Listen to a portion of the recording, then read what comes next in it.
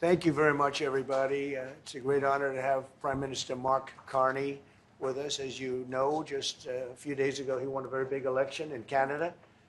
And I think I was probably the greatest thing that happened to him, but I can't take full credit.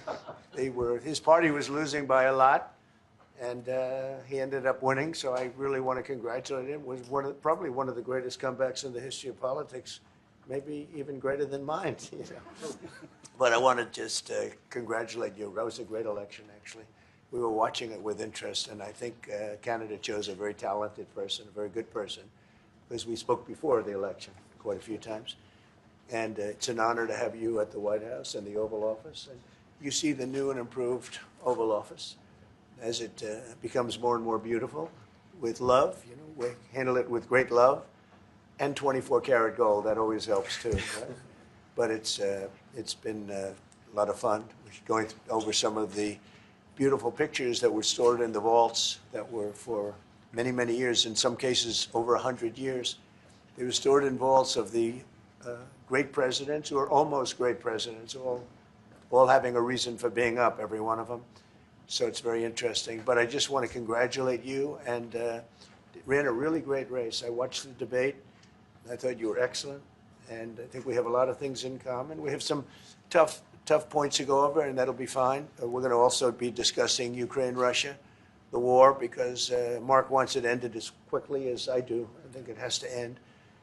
We had some very good news last night. The Houthis have announced that they are not, or they've announced to us at least, that they don't want to fight anymore. They just don't want to fight. And we will honor that, and we will stop the bombings, and they have capitulated, but more importantly, we will take their word. They say they will not be blowing up ships anymore, and that's what the purpose of what we were doing. So that's just news. We just found out about that. So I think that's very, very positive. They were knocking out a lot of ships going, as you know, sailing beautifully down the various seas. It wasn't just the canal, it was a lot of other places. And I will accept their word, and we are going to stop the bombing of the Houthis, effective immediately. And Marco, you'll let everybody know that, okay? Do you have something to say about that, by the way? It's a pretty big announcement. Yeah, this was always a freedom of navigation mission. These guys, these are a band of individuals with advanced weaponry that were threatening global shipping, and the job was to get that to stop. And if it's going to stop, then we can stop. And I think it's an important development. And we'll have maybe before, we're going to, as you know, the Middle East, Saudi Arabia. We're going to UAE and Qatar. And that'll be, I guess, Monday night. Some of you are coming with us. I think before then, we're going to have a very, very big announcement to make, like as big as it gets. And I won't tell you on what, but it's going to, and it's very positive. I'd tell you if it was negative or positive. I can't keep that out. It is really, really positive. And that announcement will be made either Thursday or Friday or Monday before we leave. But it'll be one of the most important announcements that have been made in many years about a certain subject, very important subject. So you'll all be here.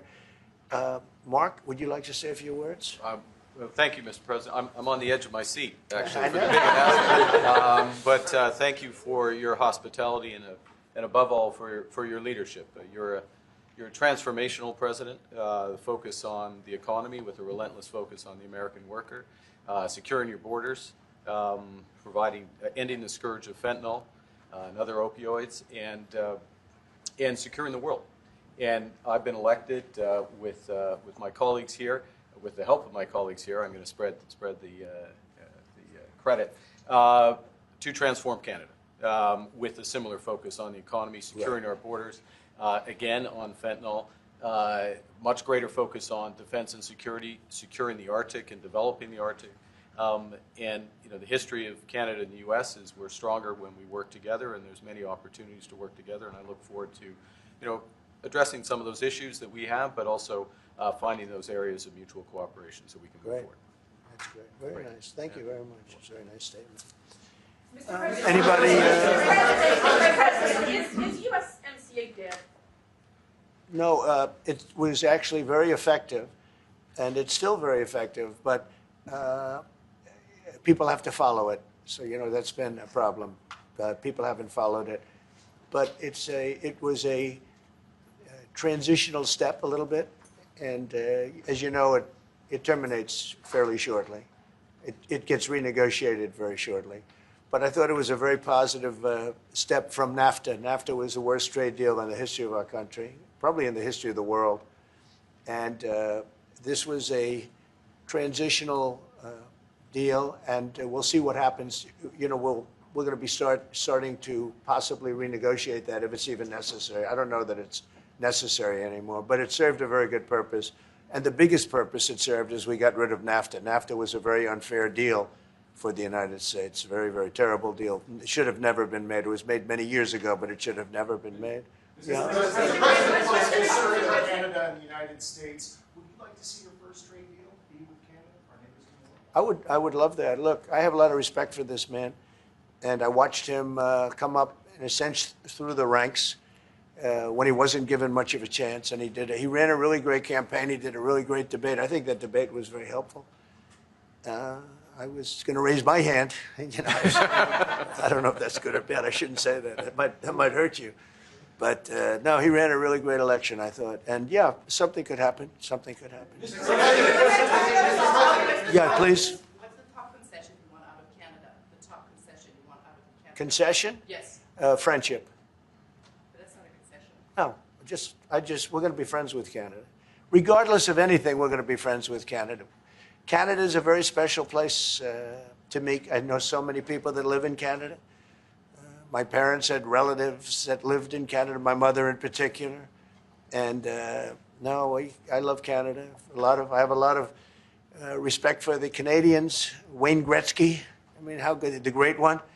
You happen to have a very, very good hockey player right here on the Capitals, who I have a lot of respect. He is a big, tough cookie, too. He just broke the record.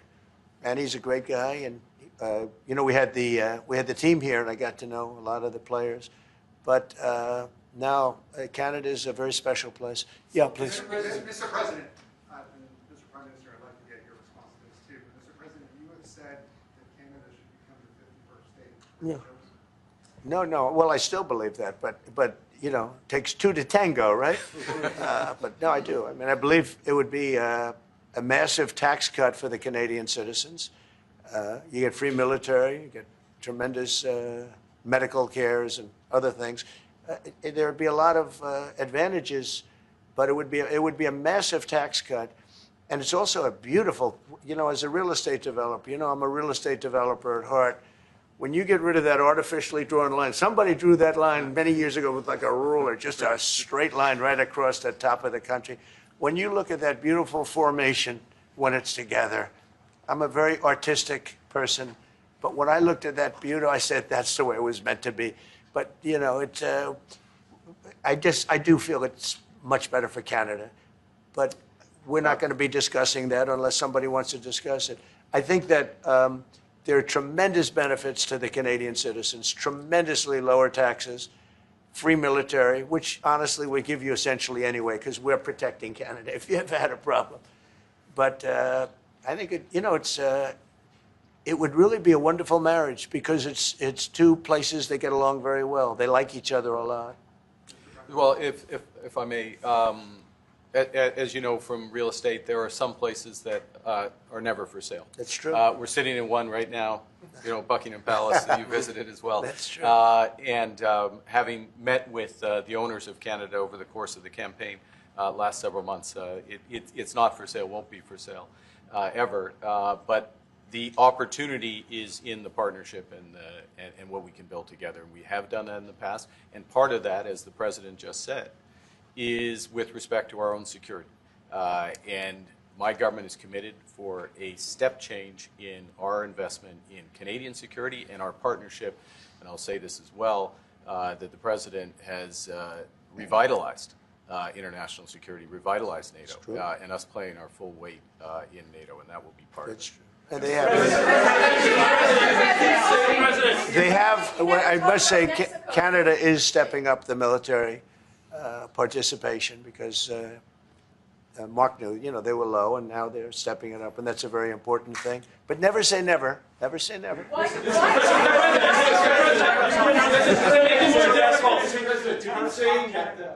would it take to get the tariffs off of Canada? Well, we'll be talking about different things. Look, we want to protect our automobile business, and so does Mark.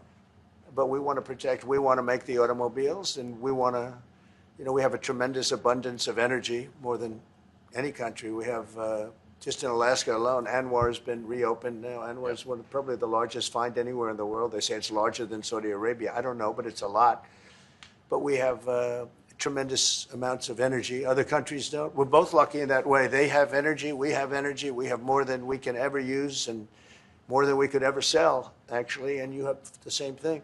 So we're two countries that are very lucky. If you look at China, they don't have that. It's a big disadvantage. Other countries, most countries don't have. Most countries don't have that. So Canada and us, we have a lot of advantages over other places. Mr. President, when you consider what Mr. Carney just said, that Canada is not for sale, does this make the discussion a little more difficult to start on? No, not at all. No, not at all. No, time will tell. It's only time. But I say never. I've had many, many things that were not doable, and they ended up being doable, and only doable in a very friendly way. But if it's to everybody's benefit, Canada loves us, and we love Canada. That's, I think, the number one thing that's important. But we'll see. I mean, over time, we'll see what happens. Mr. President, China. I was hoping you could clarify something. Earlier this morning on Capitol Hill, Secretary Bessent said that there have been no negotiations yet with China. You have said something different. They want to meet, and they're doing no business right now. And those ships are turning around in the Pacific Ocean. Big turn. Those are big ships. Those ships take about 10 miles to turn. And, we lost $1 trillion to China on trade because of an incompetent president that we had who preceded me, grossly incompetent. You're finding it out more and more now.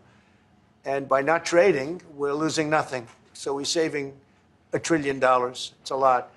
But they want to negotiate, and they want to have a meeting, and we'll be meeting with them at the right time. But you haven't met with them yet. I have not met with them, no, of course. You would know if I met. I'd tell you. They want to meet, but, we are right now. Look, they're suffering greatly. Their economy is suffering greatly because they're not doing trade with the U.S. And they made most of their money off the U.S. Don't kid yourself. They don't make the money off other countries like this. And they were making. We had a trade imbalance. We had a deficit, or they had a surplus. Another way of saying it, of more than $1 trillion. Think of it, more than $1 trillion. And because of 145%, that's the only reason, but because of they have now 145% tariff, there's no trading. You can't trade with 145%. We are, therefore, making, in a certain way, I guess, $1.1 trillion. In other words, we're not losing $1.1 trillion. Our deficit is much better. When I started, I say we were losing billions of dollars a day on trade. That's rapidly turning around. We looked at numbers this morning. So we were losing, the United States during Biden was losing more than, I won't even give you numbers because they're so embarrassing, but billions of dollars a day on trade. Those numbers are rapidly turning between the tariffs. Don't forget, we're now getting 25% on cars, 25% on aluminum, 25% on steel, and maybe more importantly, massive numbers of companies are moving into the United States. Honda, we have tremendous, the car companies are moving in at levels we've never seen before. The biggest investment ever made in the United States is being made right now. Trillions of dollars. I would say we could be at $9 trillion. You could go back to other presidents. They haven't had $1 trillion for their entire term. Look at Biden. He had bad numbers. People were leaving. They weren't coming in. They were leaving with Biden, and he didn't know the difference. The only thing he knew is people coming in. You know who they were? Illegal immigrants, okay, from prisons, from mental institutions, from all sorts of places that weren't good, from gangs, from Venezuela.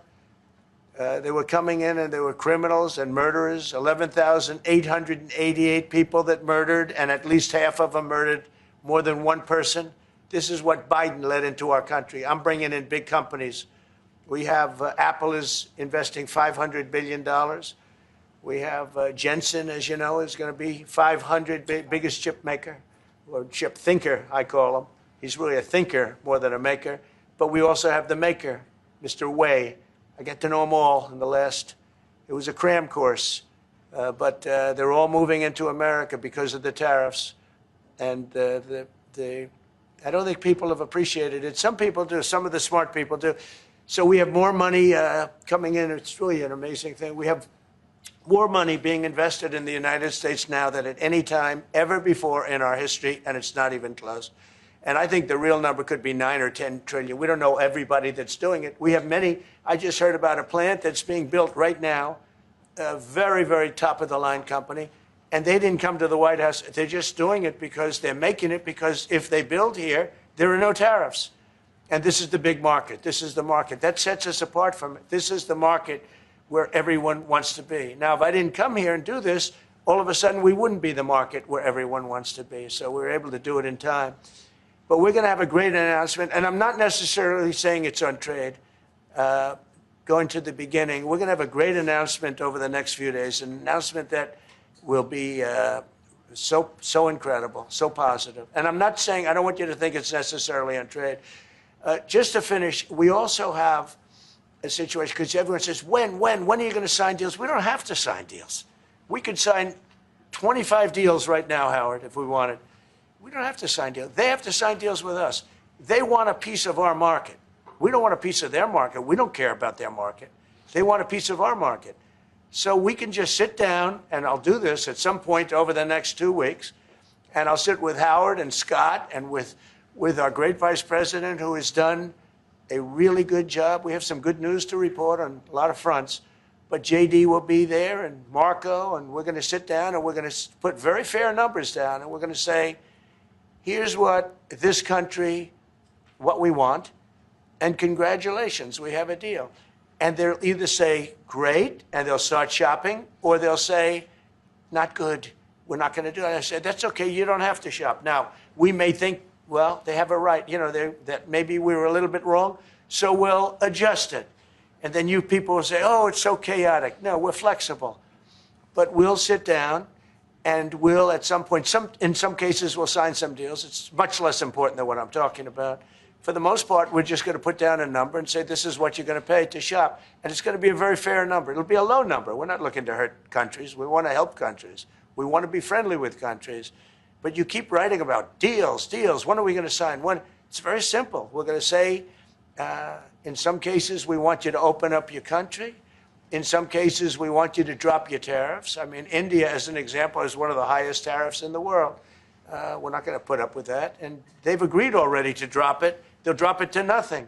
They've already agreed. They would have never done that for anybody else but me.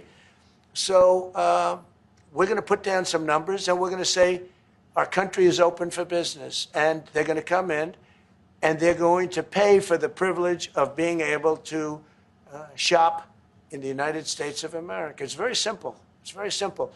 So I wish they'd keep, stop asking, how many deals are you signing this week? Because one day we'll come and we'll give you 100 deals. And they don't have to sign.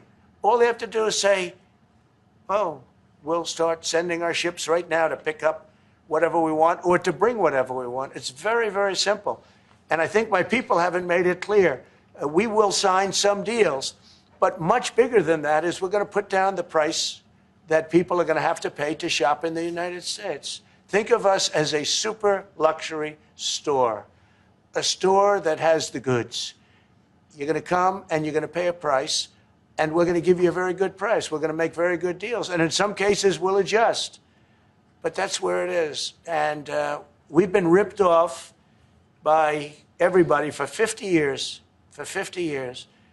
and we're just not going to do that anymore. We can't do that. And we can't let any country do that to us. We're just not going to do it anymore. Can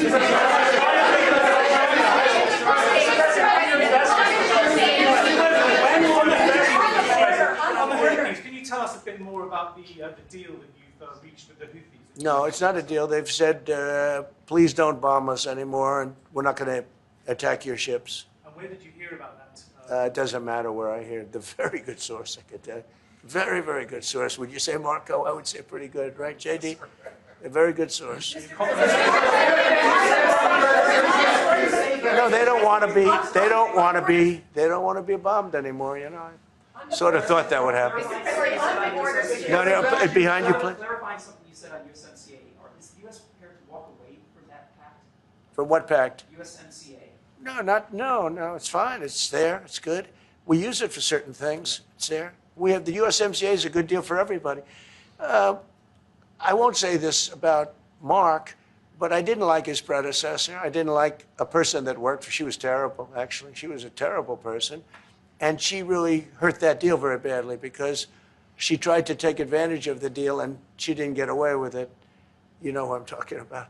But so you know, we had a bad relationship having to do with the fact that we disagreed with the way they viewed the deal, and we ended it. You know, we ended that relationship pretty much. The USMCA is great for all countries. It's good for all countries. We do have a negotiation coming up over the next year or so to adjust it or terminate it. Mr. President, I'll say a word on USMCA if I may, Mr. President. It is a basis for a broader negotiation. Some things about it are going to have to change. And part of the way you've conducted these tariffs has taken advantage of existing aspects of USMCA. So it's going to have to change. There's other elements that are come, and that's part of what we're going to discuss. Right. During the campaign, Prime Minister Carney talked about the American betrayal. How do you react if Canada decided not to shop in the American store as much as before and decided to partner with other countries? Well, we don't do much business with Canada from our standpoint. They do a lot of business with us. We're at like 4%.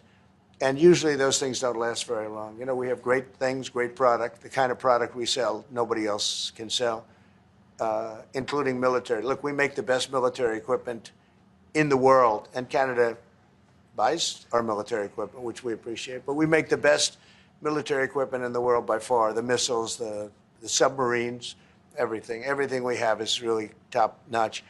I rebuilt our military during our last term. Stupidly, we gave some away to Afghanistan, which shouldn't have happened. But that was, I think it was the most embarrassing moment in the history of our country. It was just very incompetent people. But if you look, the man that's now the head of our Joint Chiefs, he led the attack on ISIS for me. That's why he's the head of the Joint Chiefs. And Raisin Kane, he was unbelievable. And as you know, we defeated ISIS in 3 weeks.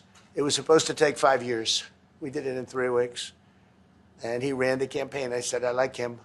But I knew him before. I went to Iraq, and we agreed to a plan, and that was the plan. And as you know, we did it in record time. So we have the best equipment in the world. We have the best, a lot of things. And but Canada, it does a lot more business with us than we do with Canada. Yeah. Mr. President, and as you record your investments, Mr. President, when do you think the investments that you've announced, the trillions, will finally hit economic data this year? When you're saying about the tariffs? No, about the investments that you've announced. It's hitting right now. Look, they're already starting AI plants. These are not people that look for financing. That's a good thing. You know, in real estate, you get a site, then you have to look for financing, you have to get your zoning, 5 years later you start building, you get a bank, then the bank's no good. These people have massive amounts of cash. The CHIPS Act was a ridiculous thing because that doesn't get them to build. All we did is hand very wealthy companies money. The CHIPS Act that was done by Biden. Billions, we give them billions of dollars. They don't even have to do anything with it. And then if you weren't, if you didn't have, and I don't want to be a wise guy, but if you didn't go with the DEI, if you didn't go with all of the different things, woke, if you weren't woke, you couldn't even use the money. You had to have a certain percentage of this and that and that and that. It's impossible to have. The companies actually complained to me. They said they gave me all this money, but nobody can get these people to do anything. I mean, look, President Obama, and if he wanted help, I'd give him help because I'm a really good builder and I build on time, on budget. He's building his library in Chicago. It's a disaster.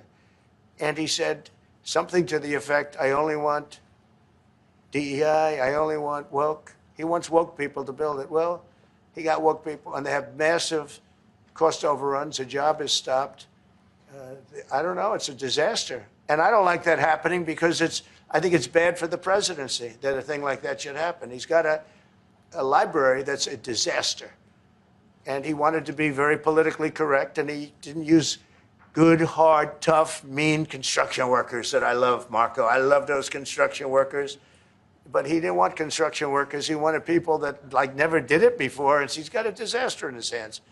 Like millions of dollars, really many millions of dollars over budget. And I would love to help him with it, or somebody else. I could recommend professionals. But it was not built in a professional manner. By the way, nor was in California a little train going from San Francisco to Los Angeles that's being run by Gavin Newsom, the governor of California. Did you ever hear of Gavin Newsom? He has got, that train is the worst cost overrun I've ever seen.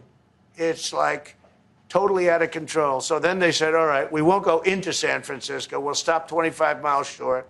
And we won't go into Los Angeles. We'll stop 25 miles short. It's hundreds of billions of dollars for this stupid project that should have never been built. And then they realized that it would have been a lot less costly if we just gave limousine service back and forth and gave it free. They would have saved hundreds of billions of dollars. They have airplanes that go there for one 1/100th the cost. And they have cars. They have a thing called the highway that goes back and forth that's not fully utilized. And they got involved with this project. And Gavin, I always liked Gavin. I had a good relationship with him. I just got him a lot of water. I sent in people to open up that water because he refused to do it. And we just got him a lot of water. If they would have had that water, and if they would have done what I said to do, they wouldn't have had the fires in Los Angeles. Those fires would have been put out very quickly. But if you think about it, and you got to take a look at this, it's the worst cost overrun I've ever seen. I've watched a lot of stupid people build a lot of stupid things, but that's the worst cost overrun I've ever seen, what's happening between San Francisco and Los Angeles. And you ought to ask about that because this government is not going to pay. I told our very great new Secretary of Transportation, he's doing a good job, Sean Duffy, I said, we're not going to pay for that thing. It's out of control. This is something that you don't have things like this. It's not even conceivable.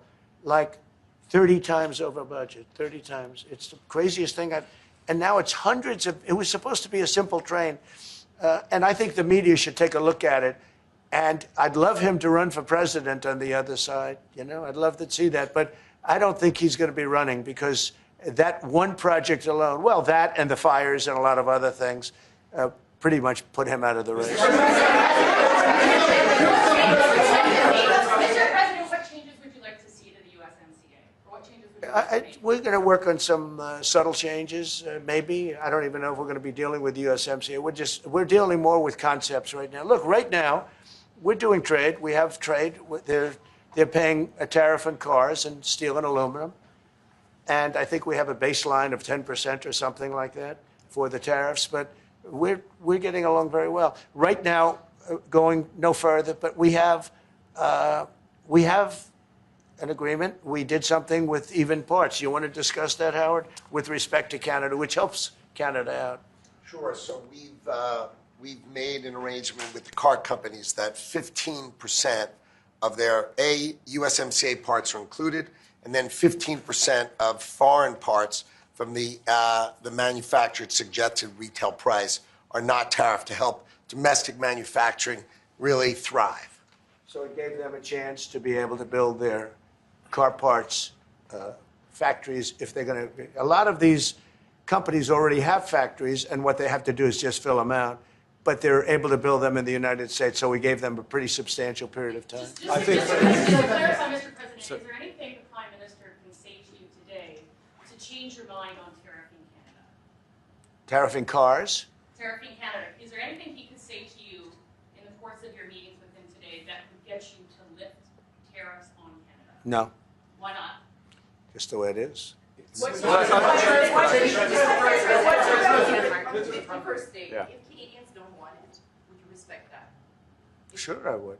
But this is not necessarily a one-day deal. This is over a period of time they have to make that decision. Yes, go ahead. Yeah, if I may. Well, respectfully, Canadians' view on this is not going to change on the 51st state.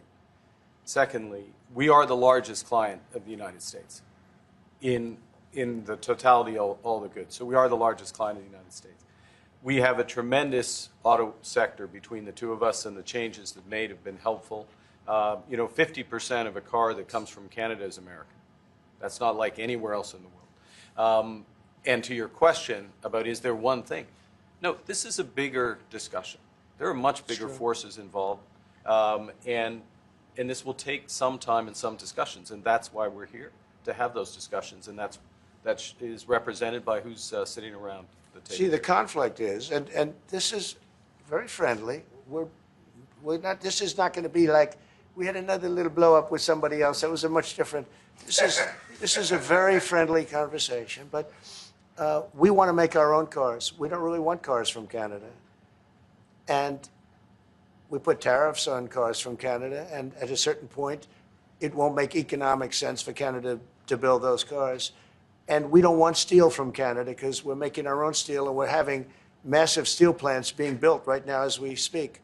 We really don't want Canadian steel, and we don't want Canadian aluminum and various other things because we want to be able to do it ourselves. And we, because of past thinking of people, we have a tremendous deficit with Canada. In other words, they have a surplus with us.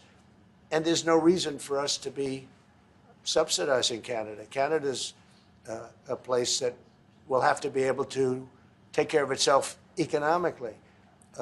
I assume they can. I will tell you that Trudeau, when I spoke to him, I used to call him Governor Trudeau. I think that probably didn't help his election. But when I spoke to him, I said, so why are we taking your cars? Why are we taking we want to make them ourselves. I mean, I said, and if the price of your cars went up, or if we put a tariff on your cars of 25%, what would that mean to you? He said, that would mean the end of Canada. He actually said that to me. And I said, that's a strange answer, but I understand his answer. But no, I mean, it's hard to justify subsidizing Canada to the tune of maybe $200 billion a year. We protect Canada militarily, and we always will. We're going to, that's not a money thing. But we always will. But, it's not fair. But why are we subsidizing Canada $200 billion a year, or whatever the number might be? It's a very substantial number. And it's hard for the American taxpayer to say, gee whiz, we love doing that. Thank you very much. We're going to have a very substantial. Thank you. Thank you very much.